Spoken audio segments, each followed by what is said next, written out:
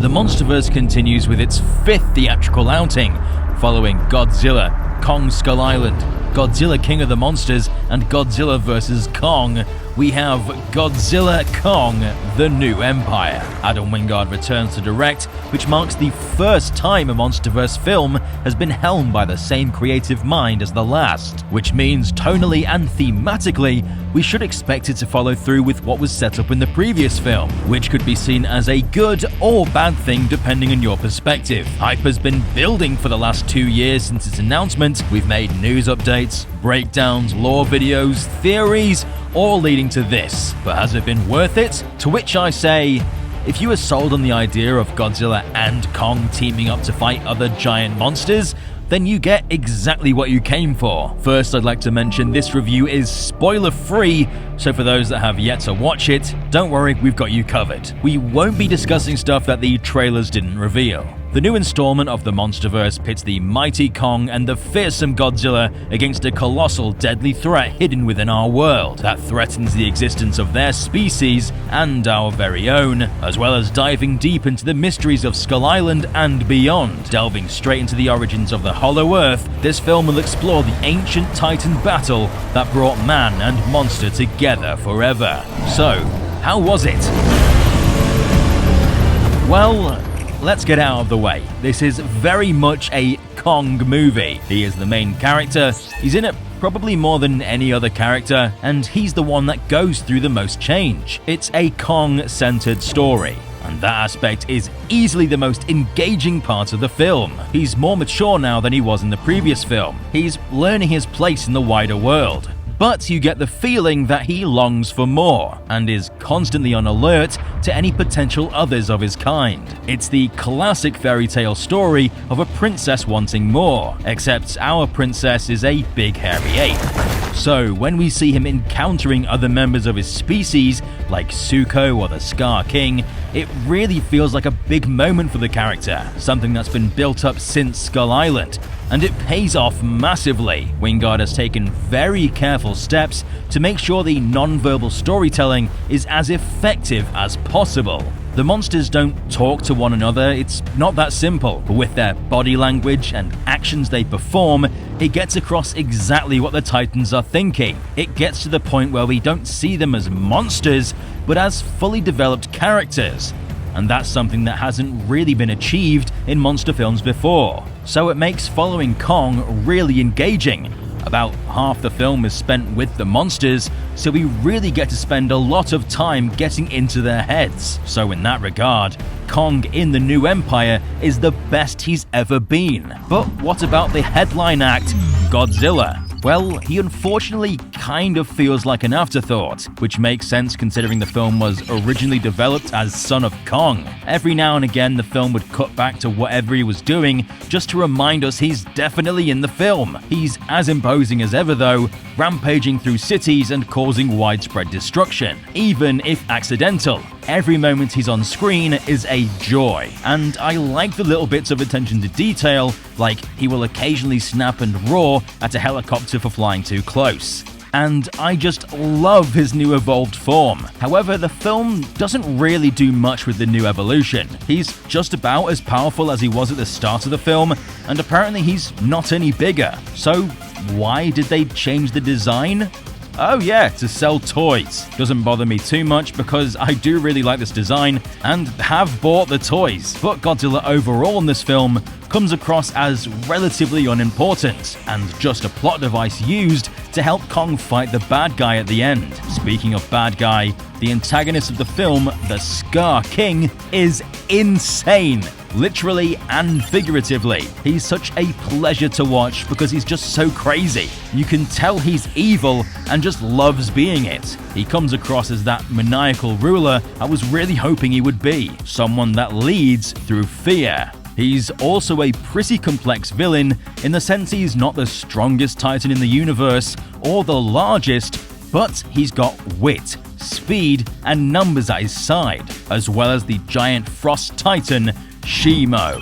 They tried to hide this titan in the trailers, but not well enough. and her reveal scene is one of my favorite moments in the Monsterverse. There's a lot more to this character than just being some big evil titan, so I won't discuss much, but what I will say for both Shimo and the Scar King is they weren't actually in the film for that long. In fact, they don't even show up until halfway into the film, which was pretty disappointing since when they were on screen, they were fantastic. There are just so many monsters throughout the film, both new and recognizable, and all leave a lasting impact. But what about the CGI? Since that first trailer, I've seen a lot of discourse over whether they're good or bad, and to be honest, it's pretty mixed. Some shots look great, whilst others look half-baked. All the Hollow Earth stuff is amazing.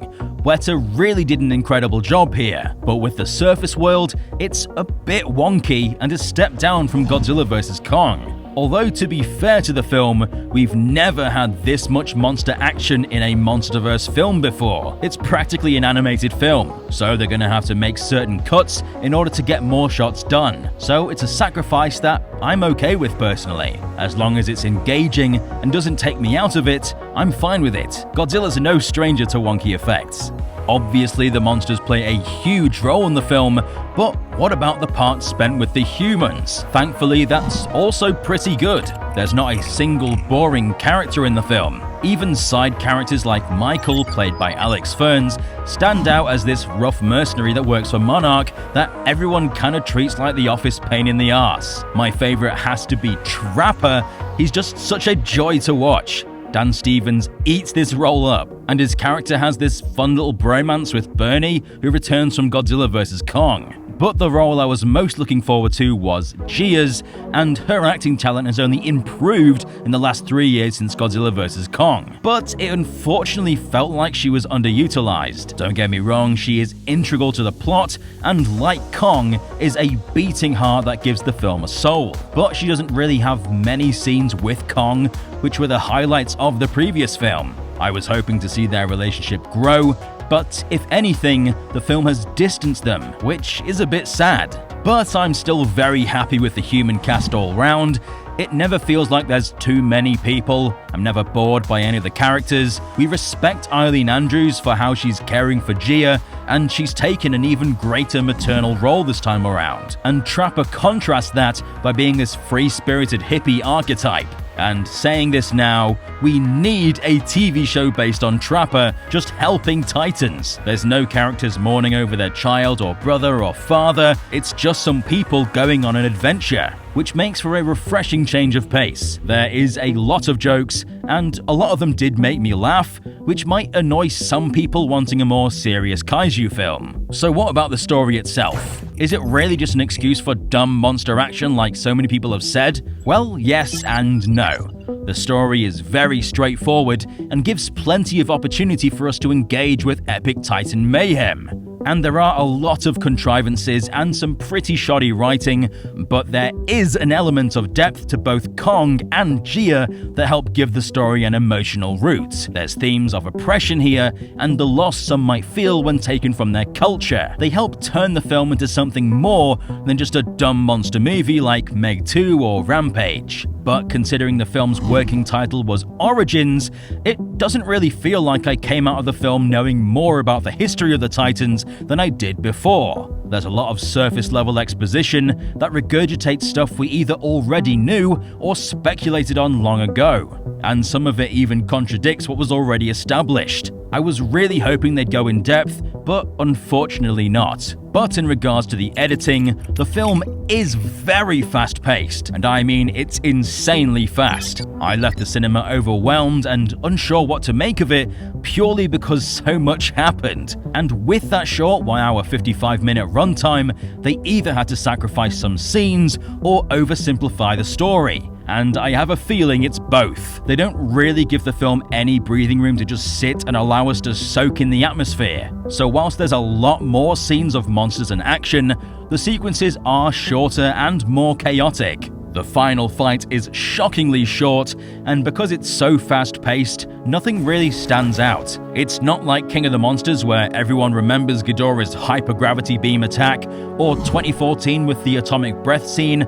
In the New Empire, everything kinda just mushes together as this chaotic finale, and it isn't quite as satisfying as it could be. Now finally, let's talk about that music.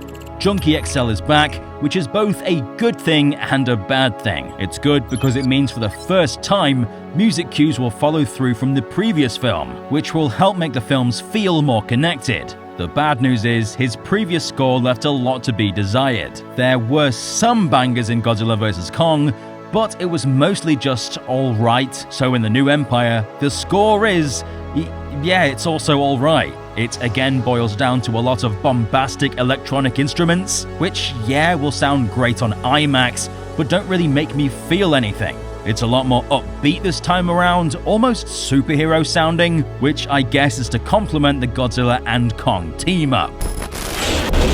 Godzilla Kong: The New Empire is such a fantastical adventure from start to finish. It'll always keep you on your toes, with stunning new locations, fun characters, and great monster action. But it's not just about these scenes of chaotic destruction. The non-verbal storytelling really transcends what you expect from the genre and delivers something never before seen. An experience where we get to stand alongside 300-foot-tall titans and experience their way of life. But it is flawed. The lightning-fast pace make it hard to really appreciate what's happening. The writing can be very contrived and overly simple, and the final fight isn't as impactful as it could be. And in the end, I couldn't help but feel Scar King, Shimo, and Gia and Godzilla were underutilized, which is a shame because when they were on screen, they shine bright. It is a massively enjoyable and charming film that will only get better on rewatches, as I find the little details that I didn't spot on my initial viewing. I'm gonna give Godzilla Kong: The New Empire 8 Dougs out of 10.